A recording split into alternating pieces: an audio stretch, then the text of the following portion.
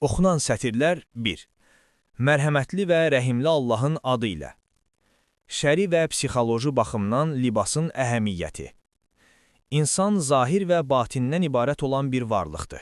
Onun daxili aləmi, niyyəti, əxlaqı və düşüncəsi olduğu kimi, zahiri görkəmi də çox önəmlidir. Paltar isə insanın zahiri aləminin ən önəmli ünsürlərindən biridir. Libas sadəcə bədəni örtən bir vasitə deyil, o, insanın daxili dünyası ilə cəmiyyət arasındakı körpüdür. 1. Şəri baxımdan libasın əhəmiyyəti. Uca Allah buyurur, libasını, yəni paltarını təmiz saxla.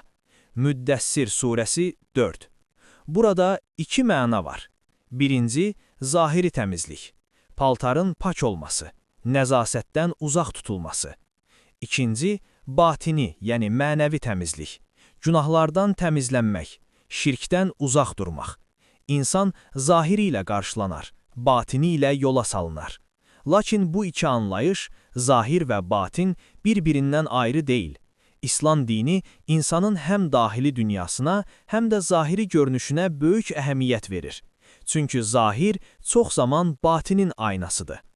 Bu səbəbdən libas, yəni geyim, sadəcə bədəni örtən bir vasitə deyil.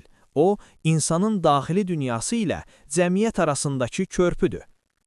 Peyğəmbərimiz sallallahu aleyhi və səlləm özü səliqəli geyinər, paltarının təmizliyinə diqqət edər və ümmətini də buna təşviq edərdi. O buyurmuşdu ki, Allah gözəldir və gözəl olanı da sevir. Gözəl libas, bahalı libas deyil. Burada mühüm bir məqama da xüsusi olaraq toxunmaq lazımdır. İslamda gözəl libas dedikdə, bahalı, dəbdəbəli və ya marka paltarlar nəzərdə tutulmur. Gözəllik qiymətlə ölçülmür. Gözəl libas, təmiz olan, səliqəli olan, israfdan uzaq olan, insanın halına və vəziyyətinə uyğun olan geyimdir. İslam insanı göstərişdən, təkəbbürdən və israfdan uzaqlaşdırır. Bahalı geyimlə başqalarına üstünlük taslamaq, kasıbları kisiltmək və ya diqqət çəkmək məqsədi ilə libasa önəm vermək, İslam əxlaqına ziddir. Əsl gözəllik odur ki, insan imkanı daxilində təmiz, sadə və ləyaqətli geyinsin. Adamın əynində sadə bir köynək ola bilər, amma təmizdirsə, ütülüdürsə və səliqəlidirsə, bu artıq gözəllikdir. Əksinə, çox bahalı paltar geyinib, çirkli, dağınıq və baxımsız gəzmək nə gözəllikdir, nə də mədəniyyət. 2. Psixoloji baxımdan paltarın təsiri. Psixologiyada qəbul edilən bir həqiqət var. İnsanın zahiri halı onun daxili halına birbaşa təsir edir. İnsan səliqəli və təmiz geyindikdə özünə hörməti artır, özünə inamı güclənir, daha məsuliyyətli davranır, daha ciddi və diqqətli olur. Səliqəsizlə çirkli geyim isə əksinə laqeydlik, ruh düşkünlüyü, özünü dəyərsiz hiss etmə, motivasiya itkisi yarada bilər. Hətta sübut ediblər ki, insanın geyimi onun davranışına və düşüncə tərzinə təsir edir. Bu səbəbdən necə geyinirsənsə elə hiss edirsən deyimi təsadüf deyil. Psixologiyada buna yaxın bir anlayış var. Geyimin davranışa təsiri. Aparılan tədqiqatlar göstərir ki, insan hansı rola uyğun geyinirsə, bir müddət sonra o rola uyğun davranmağa başlayır. Məsələn, rəsmi geyim geyinən insan özünü daha ciddi aparır. İdman geyimi insanı hərəkətə və aktivliyə sövq edir. Səliqəli gündəlik geyim isə daxili rahatlıq və nizam hissi yaradır. Hətta bəzi psixoloqlar depressiya yaşayan insanlara ilk addım olaraq geyimə diqqət etməyi tövsiyə edirlər. Çünki insan paltarına, saçına və təmizliyinə diqqət yetirməyə başladıqca, bu davranış onun daxili aləmini də yavaş-yavaş toparlayır. Kiçik bir dəyişiklik böyük psixoloji dönüşün başlanğıcı ola bilir.